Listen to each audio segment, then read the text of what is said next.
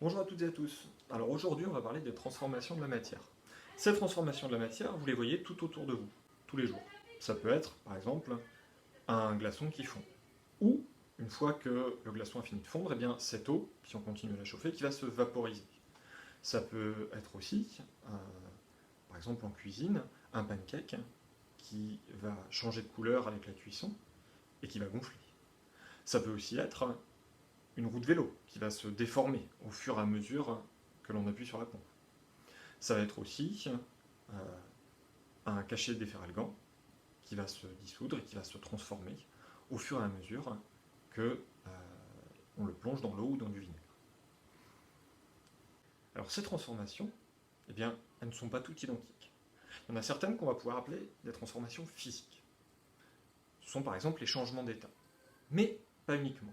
En fait, les transformations physiques, ce sont les transformations où on a une réorganisation de la matière. C'est-à-dire que les particules qui constituent la matière vont se réorganiser. Au contraire, on peut avoir des transformations chimiques.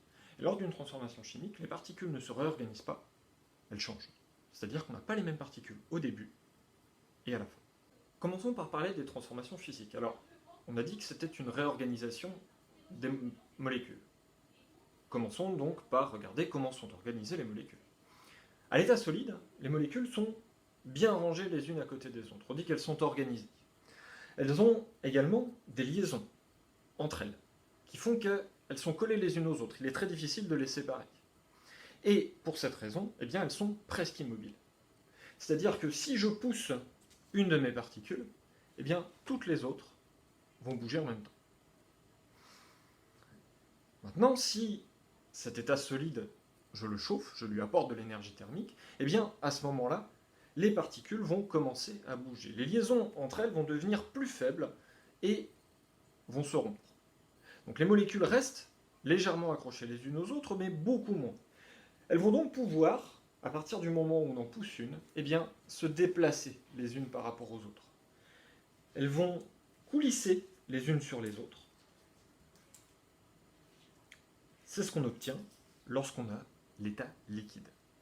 Donc les molécules sont désorganisées, elles sont faiblement liées les unes aux autres, et elles sont mobiles, elles peuvent bouger. Si je continue à chauffer cet état, je vais arriver jusqu'à l'état gazeux.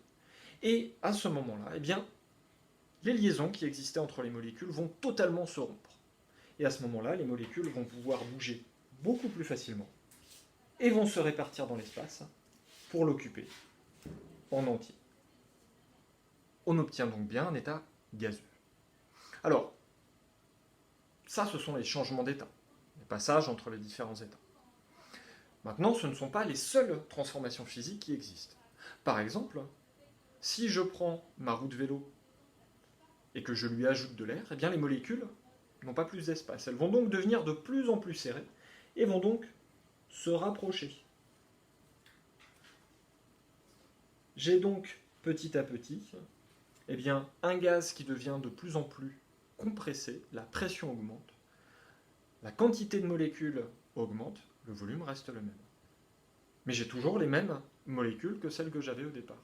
C'est donc toujours une transformation physique. Au contraire, dans une réaction chimique, eh bien, les molécules ne vont pas forcément se réorganiser. En revanche, on a dit que les molécules vont se transformer. C'est-à-dire que certaines des molécules vont disparaître et être remplacées petit à petit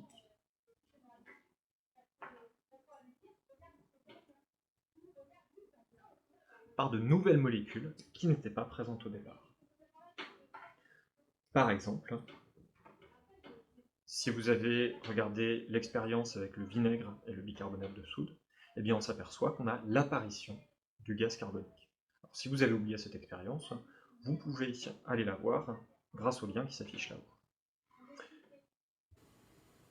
Donc dans le cadre d'une transformation chimique, les particules changent, mais cependant, on garde toujours la même masse. Donc lors d'une transformation chimique, la masse reste constante. Alors on en verra plus sur les réactions chimiques grâce à l'étude de la composition de l'air ainsi qu'à l'étude des combustions. On voit ça dans les prochaines vidéos. Pour passer à la vidéo suivante, vous pouvez cliquer sur le lien qui s'affiche juste ici.